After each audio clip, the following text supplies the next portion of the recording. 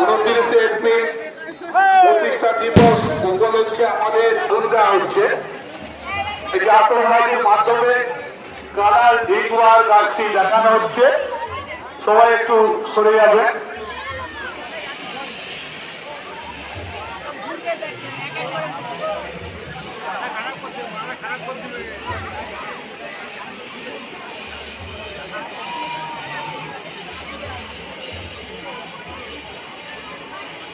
এটির নাম colour ring বাহার গাছ।